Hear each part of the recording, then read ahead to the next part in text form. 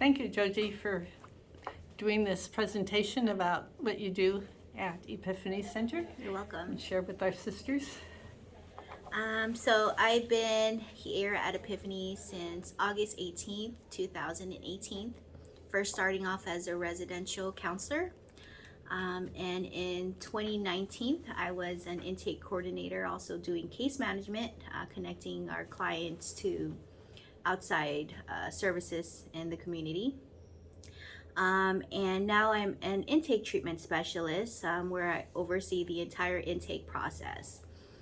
So a lot of our referrals come through San Francisco Department of Public Health Treatment Access Program, San Francisco General, Team Lily with the social workers, San Francisco County Jail in Custody, and also San Mateo County Jail in Custody. And a lot of our referrals come from women who have graduated our program in the past.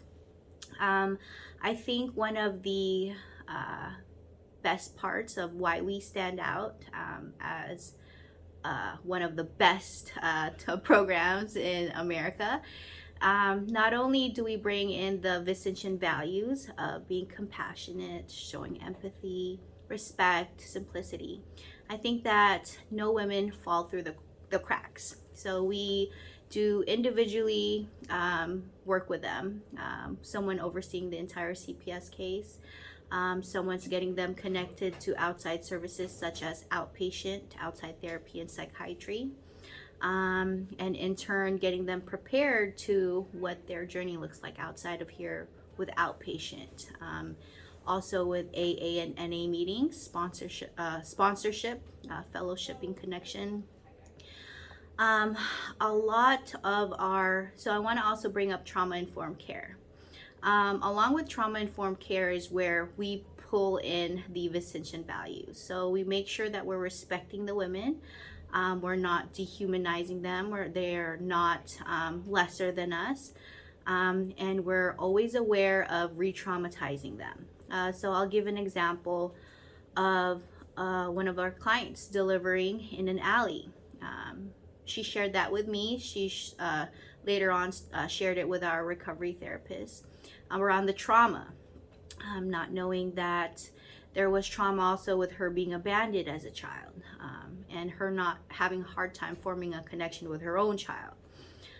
So I think that with the respect that we give them, not just with the tools, not just with the respect either, but the education, exploring the triggers, exploring the substance use, and exploring their history as a whole, that we're able to provide this genuine care for each individual woman that's here. A lot of our women assume that we're not all united with their cases. We have morning huddles every day.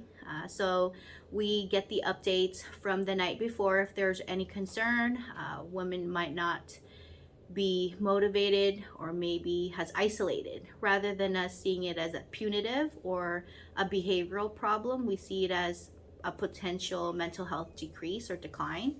And in turn, during our morning huddle, we're able to assign the appropriate course of action, whether it's to reach out to their outside therapy, whether it's to have the client gain access to our on-site therapy, to explore what's happened from the last time that we got an update or even seen the client.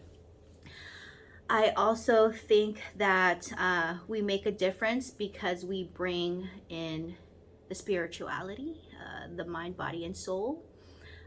We can't fix the body if we don't explore the mind, and we, rather than them also feeling that they're less than because then they come from the streets, they're living in the streets, are homeless.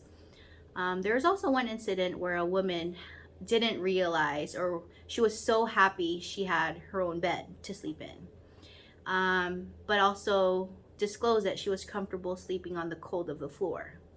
And because for the last 13 years she was homeless, living in the pavements outside of San Francisco. And I remember when she first arrived, we offered her food. knowing that she didn't have any clothes, we offered her access to our Epiphany closet to give her some clothes and some shoes. And also when she reached the residential floor, she was able to pick out her hygiene. So even as simple as that we're addressing human basic needs first, that they're able to trust us, that they're able to move forward with the work that they want to do with us. And I also do believe that it's trust.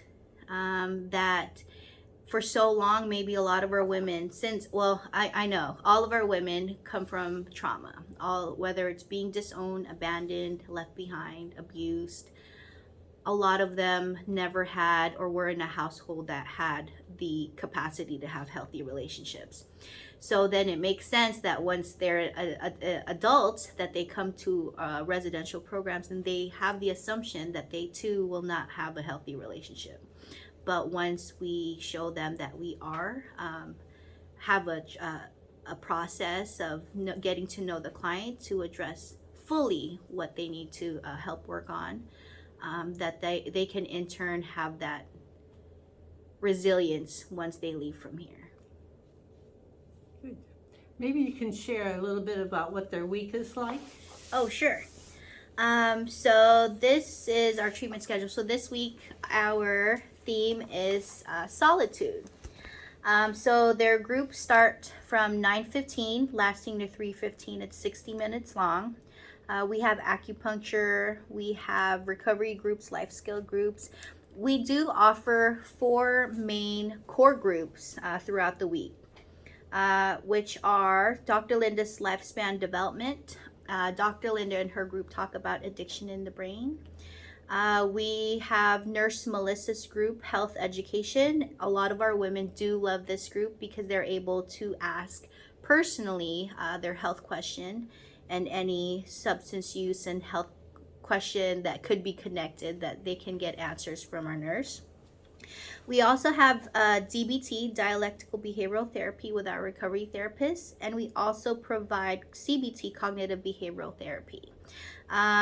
Every week, this is my favorite group. So every Friday, we have community celebration with a treatment team, and we celebrate our women throughout their milestones that they've had for the week.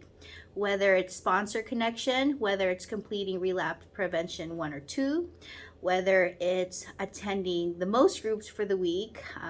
So it's a good model that they are the following week wanting to attend the most groups and wanting to get a certificate and wanting to be acknowledged, because if even as simple as that, we never want to oversee that they've never had the appreciation that they've had, that they get here.